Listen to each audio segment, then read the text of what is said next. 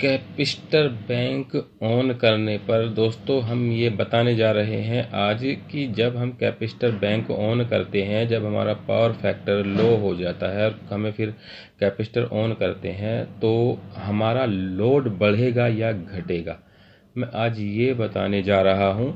तो ध्यान से समझिएगा दोस्तों। जैसे दोस्तों हमारा सर्किट होता है, सर्किट में हमारा जो सप्लाई एसी सप्लाई आती है और सर्किट में रजिस्टिव लोड होता है, इंडक्टिव लोड होता है और कैपेसिटिव लोड होता है। लेकिन इंडस्ट्री में या किसी कॉमर्शियल बिल्डिंग में देखा जाता है कि कैपेसिटिव लोड बहुत कम ना के बराबर होता है, इसलिए हम कैपिस्टर बैंक लगाते हैं। क्योंकि जो इंडक्टिव लोड में फ्लो होती है करंट, उसमें लॉस बहुत होता है।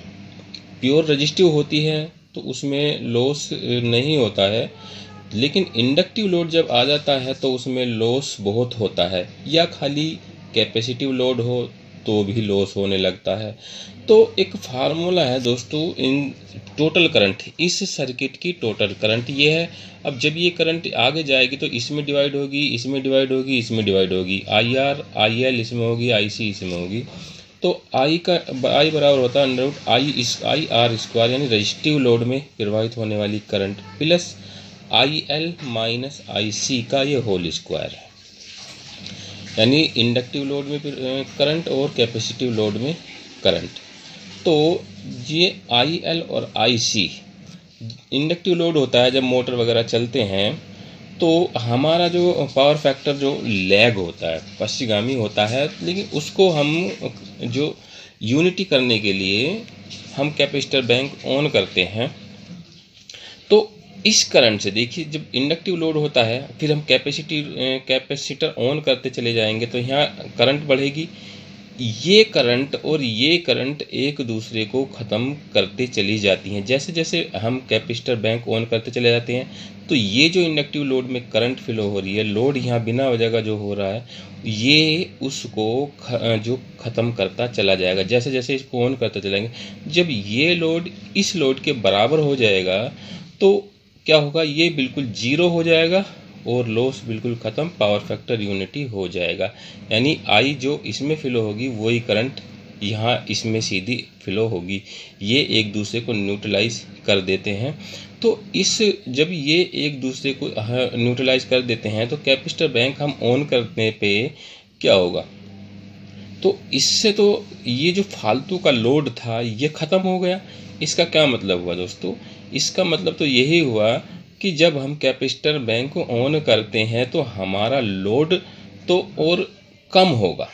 इसके हिसाब से अब आप देखिएगा, जब हम कैपेसिटर बैंक को ऑन करते हैं तो ये एक्स्ट्रा लोड जो है इंडक्टिव लोड में जो है वो ख़त्म हो जाएगा। तो कैपेसिटर बैंक से क्या हो रहा है, जो फालतू का लोड है वो कम हो रहा है।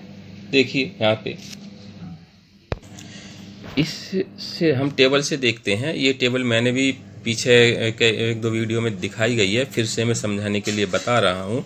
देखिए हमारे R, L और C तीनों तरह के लोड हैं हमारे सर्किट में। जब केवल हमारा R रजिस्टिव लोड है, L और C लोड हमारे नहीं हैं, तो जो टोटल करंट फ्लो होगी वो जो रजिस्टिव लोड में फ्लो हो रही है वही करंट फ्लो होगी। यानी 10 इसमें फ्लो हो रही है तो 10 ही है, तब हमारा पावर फैक्टर यूनिटी होता है। जब हमारे जो लोड में सर्किट में इंडक्टेंस जुड़ जाता है, रेजिस्टेंस तो है ही है, इंडक्टेंस हमने और जोड़ दिया, तो उस फार्मूले के अनुसार जो ये मैंने अभी दिखाया था ये वाला, इसके अनुसार जब हम इसको कैलकुलेशन करेंगे तो ये तो 10 स्क्वायर माइनस 6 स्क्वायर, क्योंकि C तो इसमें है ही नहीं, तो इसको कैलकुलेशन करेंगे तो 11.7। अब देखिए यहाँ पे जो यूनिटी करने के लिए टोटल करंट यहाँ पे ये 10 है, लेकिन यहाँ पर हो गई है ये 11.7, यानी 1.7 इसमें एक्स्ट्रा हो गई, वो फालतू का लोड हो गया है। अब हमें जो है उसको ख़त्म करना है। ये तो एक्स्ट्रा लोड हो गया जो लॉस होते हैं, जिसकी वजह से लॉस होते हैं। इंडक्टेंस जुड़ते ही लॉस शुरू हो गए दोस्तों। अब इस लॉस को अब हमें कम करने के लिए कैपेसिटर ऐड करना पड़ेगा सर्किट में। ये अब देखिए 2 एम्पियर वाला हमने कैपेसिटर लगा दिया है, तब इस फार्मूले से कैलकुलेशन करेंगे तो 10.8 हो जाएगा। अभी भी 10 से ज़्यादा है, ये 0.8 अभी भी 10 से ज़्यादा है, यानी कि हमने कुछ कैपेसिटर लगा दिया, पहले से कम हो गया लॉस, लेकिन है अभी भी है, यहाँ में है, इसमें है। और पावर फैक्टर हमारा लैग ही चल रहा है, क्योंकि जो इंडक्टेंस ज़्यादा है तो यहाँ पे करंट वोल्टेज से पीछे होने की वजह से लैग होता है। अच्छा, अब हमने कैपेसिटर भी 6 का और ये भी 6 एम्पियर इनमें करंट फ्लो हो रही है। अब हमने कर दिया, ऐड कर दिया कैपेसिटर और ऐड कर दिया, जिससे 6 एम्पियर करंट फ्लो होगी। अब ये दोनों एक दूसरे को यहाँ पे निरस्त कर देंगे, कैंसिल कर देंगे। इस फार्मूले के अनुसार ये 0 हो जाएगा, यहाँ पे ये 0 हो जाएगा, बस ये बचेगा। तो अब देखिए, ये कैंसिल करके 0 हो गया, यहाँ बचा 10। अब 10 यहाँ पर भी 10 था, यहाँ पर भी 10 था। अब यहाँ पे हमारा पावर फैक्टर हो गया यूनिटी, यानी कि ये जो एक्स्ट्रा लोड था कैपेसिटर बैंक हमारा ऑन करने से, ये लॉस हमारा ख़त्म होता जा रहा है। यहाँ पे 11.7, यहाँ 1 पॉइंट फालतू था, 1.7 फालतू था, यहाँ 0.8 फालतू था। अब यहाँ जो है पूरा 10 आ गया। तो कहने का मतलब, जब हम कैपेसिटर बैंक ऑन कर रहे हैं तो ये कर दिया तो हमारा लॉस कम हो रहा है, यानी कैपेसिटर बैंक ऑन करने पे हमारा लोड जो है बजाय बढ़ने के और कम हो रहा है, यानी एक्स्ट्रा लोड जिसकी वजह से लॉस हो रहे थे वो ख़त्म हो रहा है। इसका तो रिजल्ट हम इससे यही निकालेंगे कि कैपेसिटर बैंक ऑन करने से हमारा लोड कम होता है, ना कि बढ़ता है। अब इससे चाहो तो अब आगे भी देख सकते हो, हमने कैपेसिटर बैंक ऑन और ज़्यादा ऑन कर दिया तो यहाँ पे देखिए फिर एक्स्ट्रा हो गया। अब कैपेसिटर लोड ज़्यादा हो गया, यानी मैंने बताया था कैपेसिटर ज़्यादा हो या इंडक्टेंस ज़्यादा हो, लॉस दोनों ही कंडीशन में होगा। यहाँ पे फिर लोड जो है लॉस होने लगा।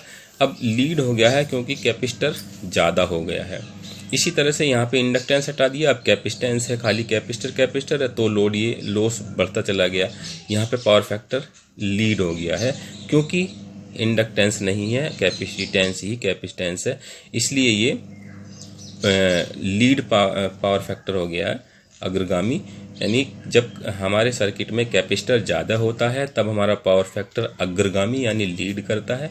जब जो है इंडक्टेंस ज़्यादा होता है तब हमारा पावर फैक्टर पश्चिगामी होता है यानी लैग करता है। और जब हमारा प्योर रजिस्टिव होता है तब हमारा यूनिटी होता है। तो इसी वीडियो में मेरा बताने का दोस्तों उद्देश्य यही था कि जब हम कैपेसिटर बैंक ऑन करते हैं तो हमारा लोड बढ़ेगा या घटेगा। अब इसके अनुसार अब आप समझ सकते हैं, देख सकते हैं अच्छे से कि कैपेसिटर बैंक जब हम ऑन करते जा रहे हैं, अगर हम एक्स्ट्रा कर देंगे तो लोड बढ़ता चला जाएगा। लेकिन इंडक्टेंस को ख़त्म करने के लिए जो हम कैपेसिटर बैंक ऑन करते हैं, कैपेसिटर बैंक ऑन हम तभी करते हैं जब हमारा पावर फैक्टर पश्चिगामी होता है। तो जब हम ऑन करते हैं तो लोड हमारा कम हो रहा है, ना कि बढ़ रहा है। तो आपको एक ये छोटी सी जानकारी देनी थी दोस्तों। Thank you.